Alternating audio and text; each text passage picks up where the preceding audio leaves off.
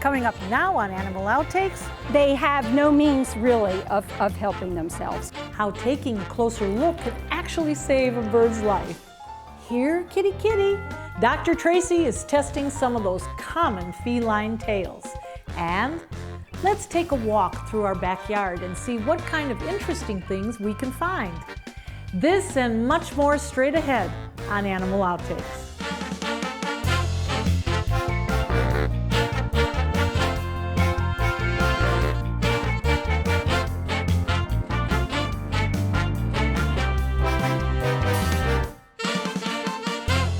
They've been around for millions of years, and they have the longest bill out of any bird.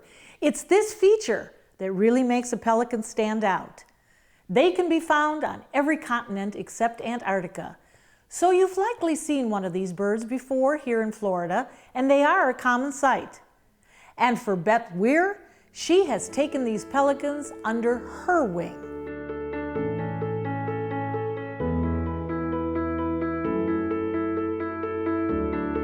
I do pelican patrol, noticing the ones that are damaged and can't fly, can't feed themselves, and it will eventually die. And they have no means really of helping themselves. So that's the way it's always been. You're here on a purpose, Absolutely, yes. and that purpose is To try to lend a little bit of education so that our birds who are hooked in line at an alarming rate, leading to their deaths, I would try to help people not be able to have that happen. Or if they see a bird that is injured or incapacitated due to a hook and line injury, how to help it. So it's important for people to not cast into the birds with their rod and reel, and don't feed the birds, even though they think it's just wonderful to throw their bait and stuff at them, because that helps them congregate more and there's more injuries there. And people really need to learn to police their tackle. You know, a little bit of line just left laying on the ground can be devastating and kill, even without the hook. So if they would just put the hooks in line in their dispensers and stuff that are provided at most fishing piers and things like that. So it's important. And now you are volunteering with Florida Fish and Wildlife, yes. And that's wonderful. Tell us how they're looking at this problem along with you. Well, again, they've put out something that I just think is a phenomenal piece of information. On one side, it says, you know, some precautions that you can take. And there's just a listing of 4 of them. You know, don't feed the seabirds, prevent the entanglement from picking up after yourselves and not casting towards them. Either give your bait to someone else when you're finished with it, or dispose of it in a way that the birds can't have it. It's not their snack. And don't, if there is a problem and you can't handle it, call Fish and Wildlife. They'll check you for their location, and send someone to help you. They are such magnificent creatures, aren't they? But you know, we've got some white ones. Is this unusual? No, this time of year, they migrate from up north down here. Oh, so we do have them up north. Oh, the Great Lakes and all? Really? Yeah, absolutely. Well, I'm from Chicago. I used to come down here to see the pelicans. Well, they come down here, and they do their mating sort of thing down here. They go back up north and have their babies. When it gets cold again, it's time for their babies and them to make, a lot of times these are their first trips, the babies. See the ones with the lighter, like that young one right in front? He's right still here? got some fuzz on his top of his head? Yes, That's a young one. Oh, I'll be. That's a young one, yeah. I'll be. See, there's one. And they're coming by the droves.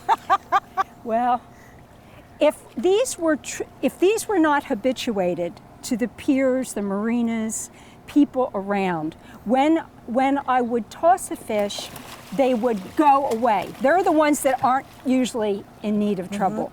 These guys that hang around people, and they feed them the bait and they do all that kind of stuff, and they cast into them and they reach up for they see the lure and all that sort of thing. These are the ones that usually get in trouble. Yeah.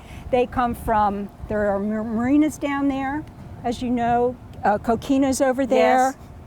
And the large commercial fishing vessels come in.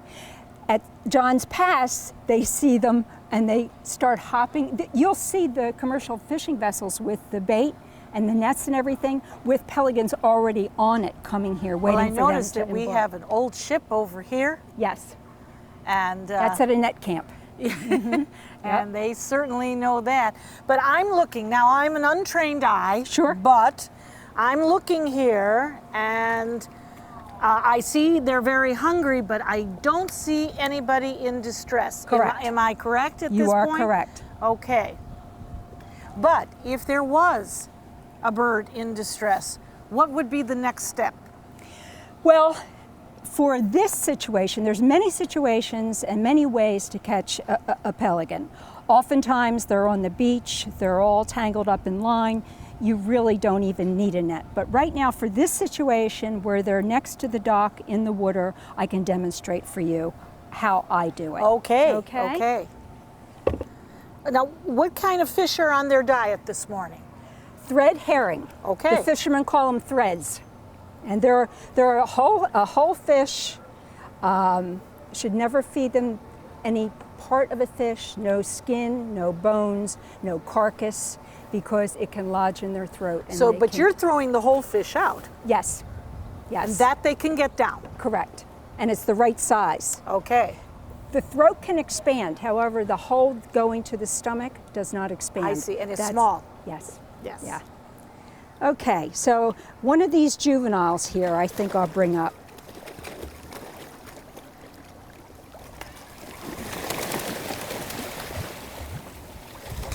Well, you made that easy. Every day for 15 years. Now, you bring them up or capture them. As you can see, I am not closing his I noticed mouth. that. They have no nostrils. So if you clamp it shut, they can't breathe. When Now- you overpower something that's wild, it's difficult because they think you're going to kill it. So the first thing you want to do is, well, keep the beak open. I just put a finger in there. Sometimes you don't have to. Bring the wings in close to you, okay? And next thing you do is, I left my towel up there, cover the eyes, because that will lessen his stress and also keep him a little calmer while you're working. Now, the bird I got yesterday had a lure through this part of his foot, had a lure in here, and then on the opposite wing, on the other side, I just don't take what I see. Before, if it can, like this bird has some meat on him, he can go back and he's not debilitated, of course. But I always check to see for more. The most hooks I got out of one bird was 14. Oh my goodness. They were all over. They had those little bait hooks and larger hooks and everything. They are animals, they have emotions, they feel. Yes. That's got to be very uncomfortable and hurtful. They would rather hurt and die than be with you. I mean, they're wild. And you know, they don't feel comfortable if you're petting them, or this one is still pretty young yet, but the line and the hook going down the throat into the stomach, which is frequent, that is not a problem. Call someone. I work with the incredible veterinarians at Busch Gardens, the wildlife docs. Yes. And they remove hooks all the time. And oftentimes they can do it with an endoscope and not have to surgically get in Sure. there, and he can go back faster. But it's not a hopeless case. And they don't rust and fall out. I mean, they're in there and they do damage. So it's good to get help for them that way. Well, little guy, I think you're going to go back. I think he is too. Okay, guys. Okay, here's your buddy. There you go. There you go. And there he goes, freedom. There he goes. Yes. He's a happy bird. Oh, he says, okay. That's joy. Yeah, I'm so happy, he Yeah, says. he's back.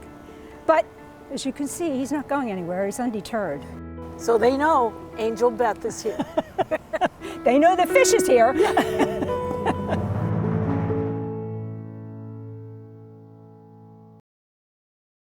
If you notice a bird who has fishing line or a hook in them, you can help. Florida Fish and Wildlife Conservation Commission says, Don't cut the line. Instead, reel the bird in. Remove the hook and the monofilament, and then release the animal. And make sure you dispose of your fishing line properly so these animals don't get tangled up. For more information or how to safely capture a bird and remove fishing lines and hooks, you can visit the FWC's website. Coming up next on Animal Outtakes, our Inspector Planet is letting the cat out of the bag. She's ready to pounce on some of those common kitty sayings and see if any are perfectly true. That's next. These guys are athletic, they're agile, but there's a whole bunch of rumors that go on about cats.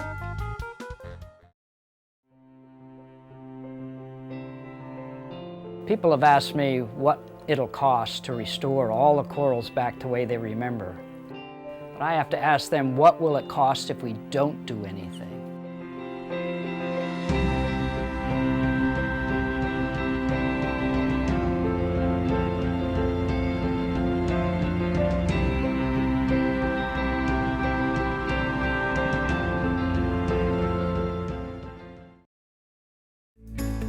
Every dog deserves a lifelong loving home.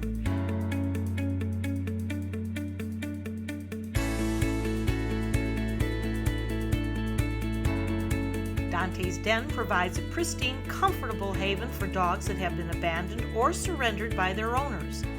We ensure that every pup in our Joyful Dogs adoption program receives lots of love and attention, is properly immunized, spayed or neutered, and is in good health. Prospective pet parents undergo a thorough adoption review to ensure a lifetime of love and care. Find your new furry best friend at Dante's Den. For more information, go to dantesden.org. Dante's Den, continuing the love.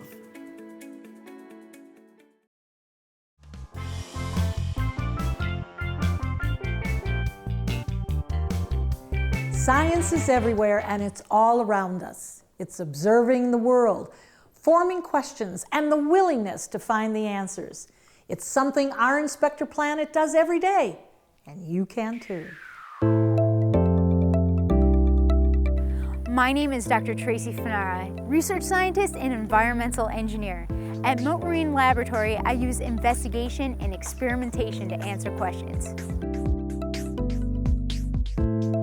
These guys are athletic, they're agile, but there's a whole bunch of rumors that go on about cats.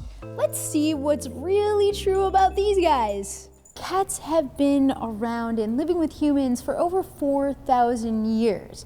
It's pretty incredible to see how they interact. Yeah. There are some misconceptions with cats. Some, yeah. What are your favorites? My favorites, probably the most widely known, is going to be that cats always land on their feet. Not true. I mean, they try, but doesn't always happen. So if they fall from a shorter distance, they don't have as much time to right That's themselves true. up. So We're not going to test that one No, today. no, we won't test that out.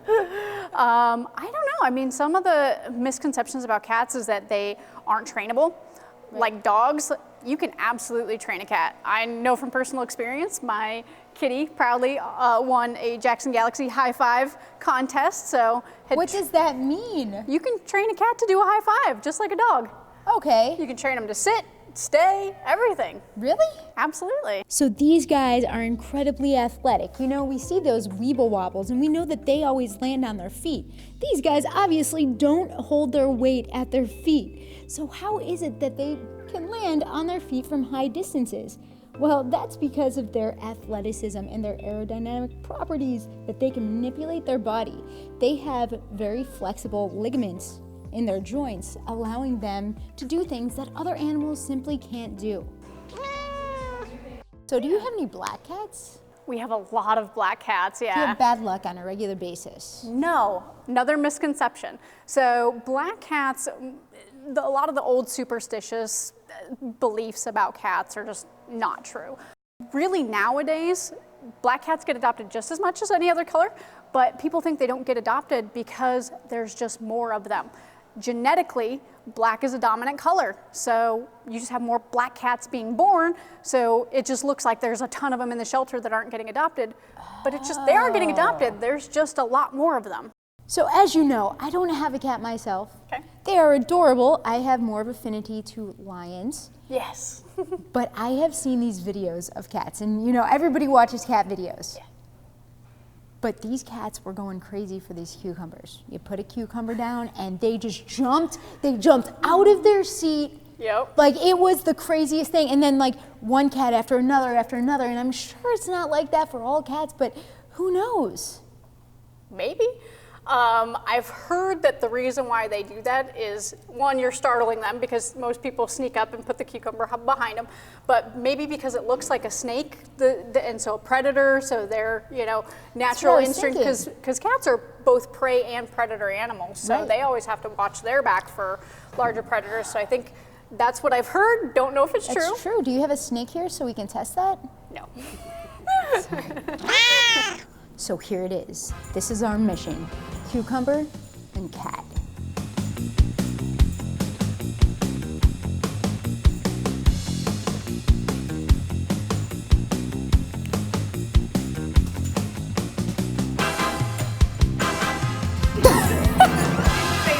Didn't phase him.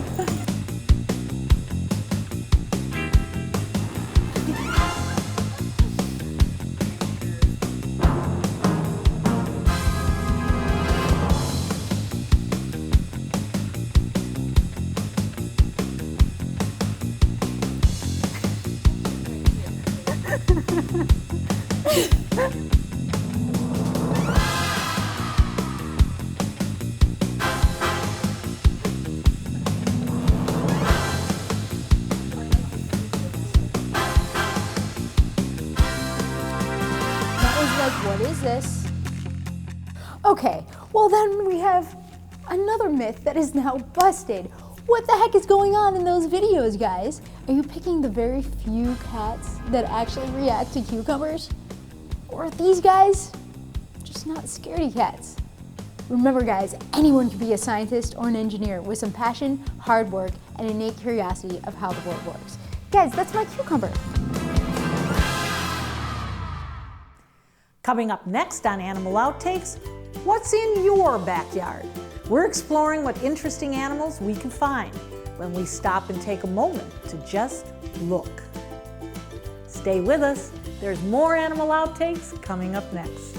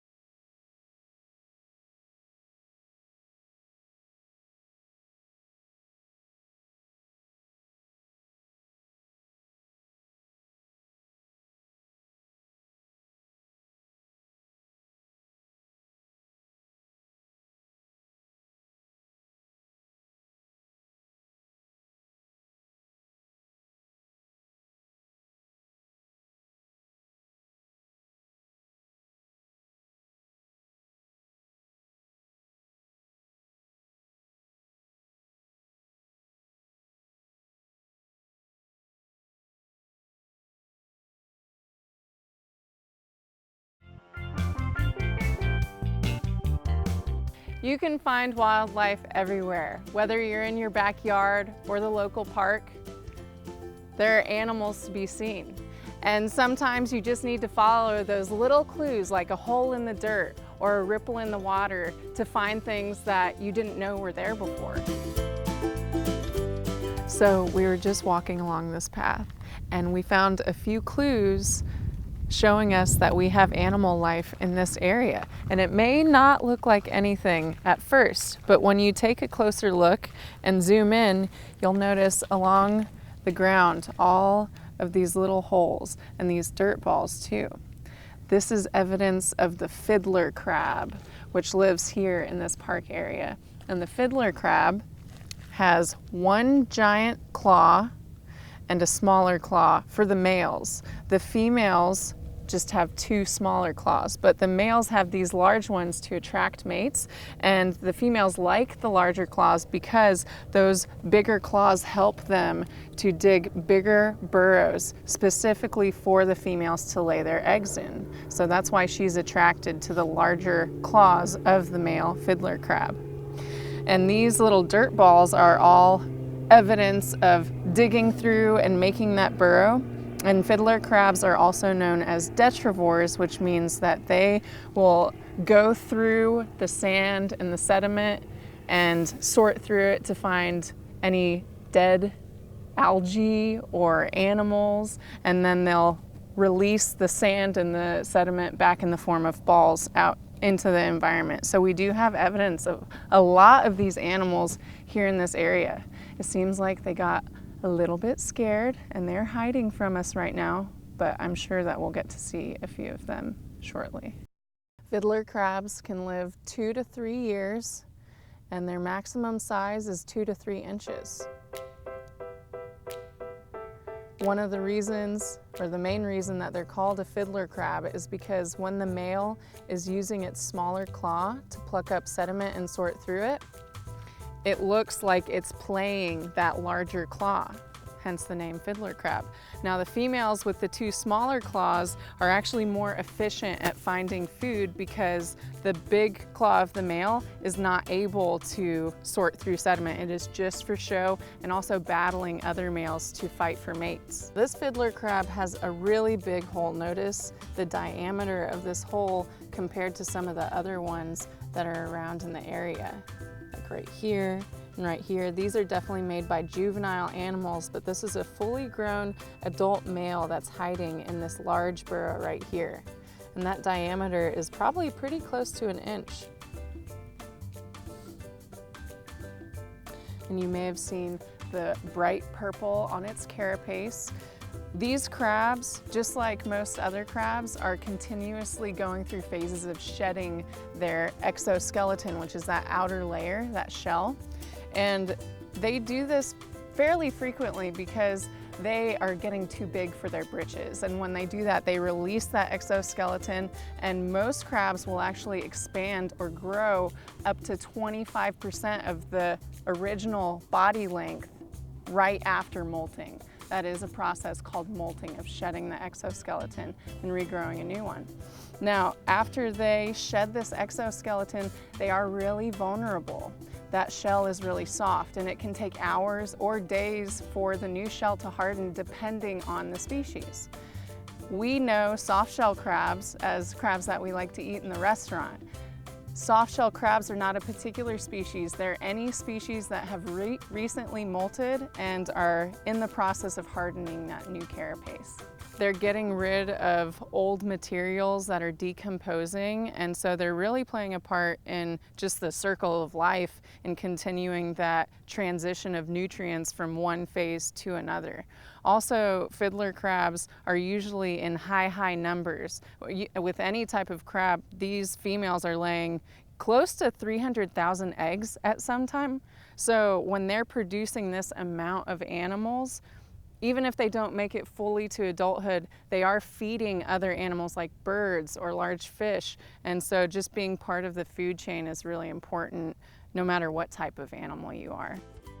Along with all the animals and plants that you might find in your backyard, you might also find trash. Trash, like plastics, are often found where wildlife live, and they can mistake it for the things that they normally eat. So Take 3 for the Sea is a worldwide hashtag going around so that we can help save these animals and prevent them from eating it on accident. Take 3 for the C means picking up 3 pieces of trash on a daily basis. And working as a team, we can help clean up our environment and prevent these animals from getting hurt because of our mistakes with our trash. That's take 3 for the C. Take 3 for the C. Take 3 for the C. Stay with us. There's more animal outtakes coming up next.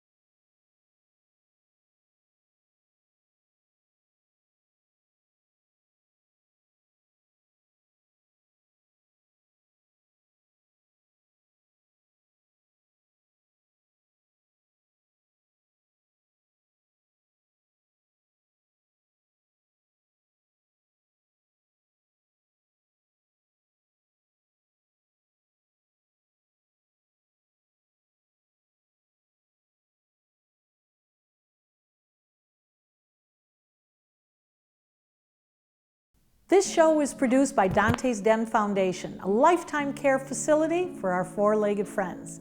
Hundreds of Dante's dogs have been adopted, but there are some who need constant care and will stay here at our sanctuary forever. Like these two girls, Thelma and Louise. These Shar-Peis are about 7 years old and are likely sisters. They were found in a ditch somewhere in Sarasota and brought into our clinic. I was hopeful these ladies would be easily adopted, but we soon found out Louise is totally dependent on her sister and they would have to be adopted as a pair. Finding the right home for one dog is tough enough, so finding a home for 2 dogs is even more difficult. So for now, we are just so happy and lucky to have these sisters as part of our family. We hope you had fun and learned a thing or two along the way. Petey and I will be back here again next week with even more animals and some wild adventures. Until then, thanks for watching.